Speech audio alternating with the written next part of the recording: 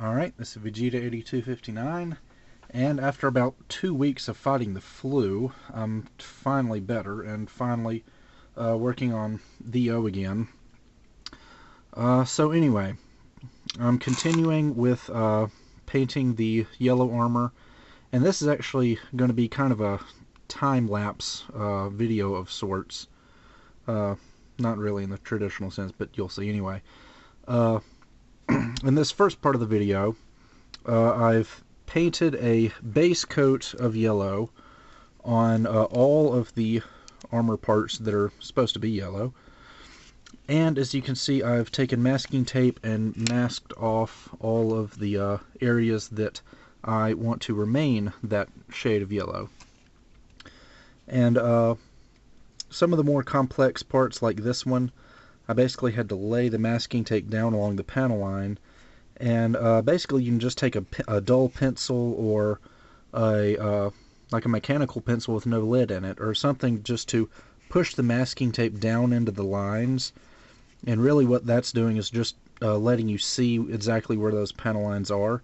So then you can take your hobby knife and just cut very cleanly along those panel lines, so that the masking tape will follow the contour of the panel lines, and you won't risk missing the panel line and scratching up your paint job.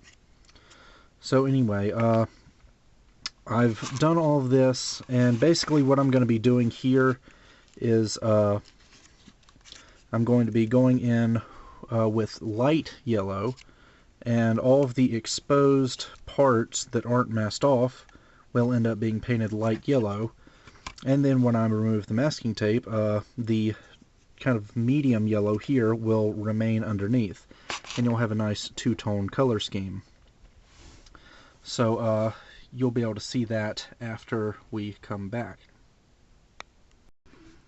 Alright, now that we've painted all of the light yellow parts with the masking tape applied, all we have to do is go in and carefully remove the masking tape, like so. It's probably handy to keep an X-Acto knife around just to peel up those tape edges. And there we go. We've got a differentiation right along the panel lines between light yellow and dark yellow. And here are a few more of the parts I did. This is obviously the very large back skirt. I like the way this is turning out. I think that once I get the dark yellow on here, it's going to look even better. And the differences in the shades of yellow are pretty subtle. Actually, it's showing up better on camera than it is in real life. But anyway, yeah, that's actually exactly what I was going for. I wanted the differences in the yellows to be very, very subtle. I didn't want it to be too dramatic, because if it was, I think that would just take away more than add to the kit. So I actually achieved pretty much exactly what I was hoping for. So that's definitely good. Here's some more parts, like the big front leg armor here, the back of the leg armor, the feet. So yeah, now I'm just going to apply masking tape on these all over again, only in a different pattern, and do the exact same process, only with a darker shade of yellow. Alright, and we come back several hours later, actually like 24 hours later, and I've basically done the same exact process with the dark yellow parts, and I believe now all of the yellow armor is finished. And as you can see, we've got a 3 different shades of yellow on the armor parts.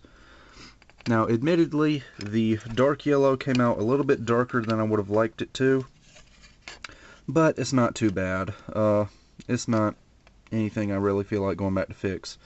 So I'm actually pretty satisfied with that. I like the shade of yellow. It's just a little bit darker than I would have liked, but again, it's nothing to really worry about. So yeah, pretty much done all of the yellow armor now. I gotta go back and hand brush that with some black. Some of these little tiny details of the dark and light yellow I did hand brush, just because that'd be a whole lot easier than airbrushing it on.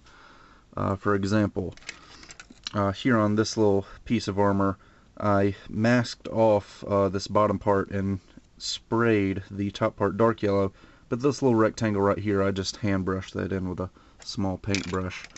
And like on these things, I just hand brushed on these little dark yellow details. Also, I've painted several other colors on the kit. I've got all the green parts done in a nice bright green. I did do a few white parts, like this big piece that goes on the back skirt. I decided to paint that white. And again, I'm going to go in and hand brush these little vents in with some gunmetal, just to throw in a little bit more variation. I don't have many white parts at all, just these little things on the ankles, this piece on the back skirt, the wrists, and two little tiny parts on the shoulders, and that's all for the white. I have painted the black parts. I actually went with kind of a charcoal black. It's like 90% black and about 10% white, so it's not a pure black. It's more or less just a really dark gray. And then for all of the red little cables and hoses and things, I decided to go with a metallic red. And it actually turned out pretty nice, I think. Just sprayed the silver and then sprayed on top of that clear red, and you get a nice metallic red. So, I guess that about does it for this work in progress video for Master Grade THEO. Hopefully, the next video you see will be a part 1 of THEO's review, because I'm actually very close to finishing the kit. At this point, I've pretty much gotten all of the outer armor painted. Like I said, I've just got to do a few little hand brushing details like this vent here. And then all I've got left to do is paint the inner frame, which it's all pretty much one color, so that's not going to be very difficult. I won't have to do any masking, thank God. So yeah, I guess with that, I will see you guys next time.